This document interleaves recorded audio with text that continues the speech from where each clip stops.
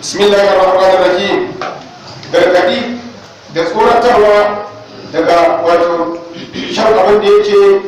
wato dai sa mutum ya maye kamar giya da kuma dukkanin ƙwayoyi wanda suke sa maye da kuma zane-zane da za a ga mutum a cikin hannunsa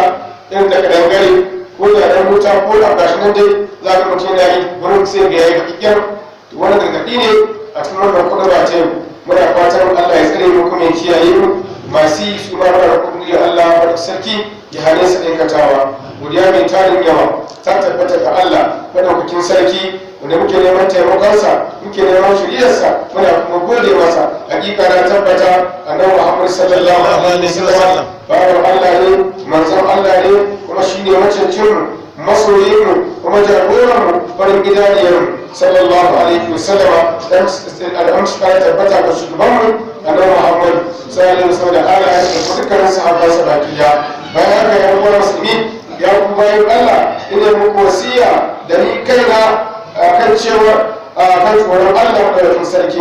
ina tana muku ayar Allah yake cewa ku ji tsoron wata rana wacce za mu koma zuwa ga Allah madaukakin sarki sannan ko a cika masa abin da ya aikata ubangiji Allah baya zalunci abin da kai shi za ka gani Allah ya sa maka alkhairi Allah yana faɗa ta Qur'ani mai girma tilka hududullah yace waɗannan baki da wato iyakokin Allah ne duk mutumin da ya ƙetare iyakar Allah hakika wannan bawan Allah ya zalunci kansa Allah ka kiyashe mu hadisi ya zo daga Abi Sa'labata al-Kushani shine Dursun bin Najir Allah ya kara masa yarda yace hakika daga manzon Allah sallallahu alaihi wasallama ya ce inna Allah ta'ala farada fara'ida don gidi Allah ya farlanta wato ya wajabta abubuwa da suke na wajibi ko farillai a kan baki daya kamar sallah kamar azumi kamar zakka kamar kuma aikin hajji sai Allah ya ce fala tubayyi'u ba kar ku tozarta wannan kar ku wulakanta su kake sallah kamar da ya kamata kake ba da zakka kake yin azumi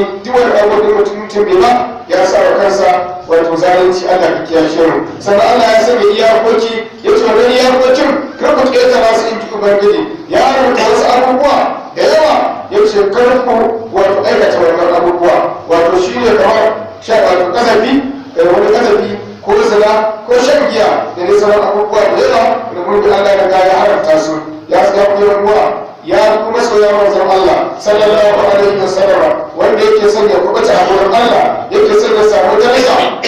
wadanda ke a gidan lahira to wajibi ne a gare shi ya dage akan tsoron Allah madaukakin sarki domin tsoron Allah shine wato hanya ta dogaro shine hanyar rahota kuma shine hanyar jin daɗi a nan gidan duniya da kuma lahira baki daya yan ba mu sani cewa wanda ke da kishi shine wanda ya dogama ya kuma zarci wato tsoron Allah a tattare da shi Allah ka sa mu a cikin su ingantara ma a wannan zamani namu wanda muke rayuwa a cikinsa wato abubuwan ki wanda musulunci baya so ga su sun yaɗa a duniya baki ɗaya sannan kuma mutane suna ta ƙara kutsawa kan wani abubuwa sannan kuma shaidan yana ƙara hudar su saboda su aikata wannan abubuwa ya kuma bayan Allah mu sani cewa tsoron Allah shi ne abin da ke daidai a gare mu to da haka duk wanda ya aikata wannan abubuwa wanda suke marasa kyau ya faɗa cikin halaka Allah ka kiyashe mu baki daya da su za ka ci abin da ke faɗa ma cikin ayyuka manyan kaba'irai da abin da za su kai shi ga halaka su kai shi gidan wuta kuma sannan ya gafala ya manta da cewa akwai da baya nan wato ranar mutuwa ya manta da wannan ya manta da ranar lahira za a gina ta afkawa cikin sabon Allah da kuma neman su da bai a kansa so da haka mutuwa ba ta yi masa wa'azi wato rashin lafiya ba ta yi masa wa'azi kai ba ta rama a kan shiga furfura ta taru a kansa amma bai san wannan abubuwa ba kullum da fara yake gani yake shi har yanzu ai mai fari ne mai ƙarfi da zai abin da ya gina ba Allah ka kiyaye shi so da haka duk wanda yake aikata irin wannan abubuwa to lallai ya samu allaka a kansa Allah ka kiyaye shi baki daya ya kuma soya manzon Allah sallallahu alaihi wasallama ina tunatar da ku da ni kaina akan lallai mu tsaya tsayin daka akan neman lahira domin ta duniya mai ƙarewa ce faniya ce za ka tafi ita ko lahira take gudu ta ce mai tabbata a gare mu baki daya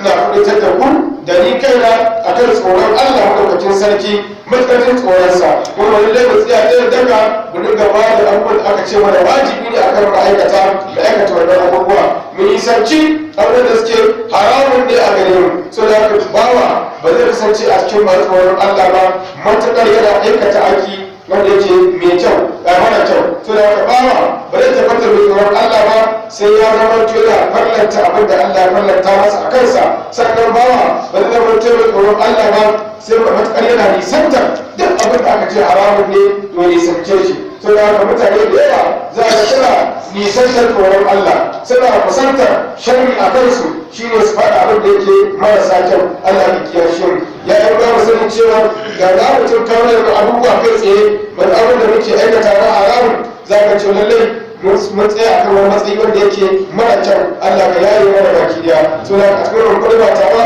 ina gargaɗin mu da ni kira da ku akan wasu abubuwa guda uku wanda sun yada a cikin jama'a, sun yada a cikin environment ɗinmu, sun yada a cikin duniya, sun yada a cikin gidajenmu. Allah ya tsare mu baki daya. Shine shan giya da kuma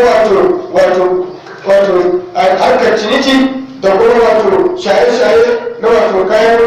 maye da kuma ƙwayoyi da kuma cin abubuwan da suke masu sa maye da kuma nan zama da aka kada zuwa cewa za ga mutum ya samu da kansa ko ya sa allura ko ya sa wuta ma a duka ɗaɗana masa ana masa wani abubuwa a cikin jikinsa ko zanen kaɗangare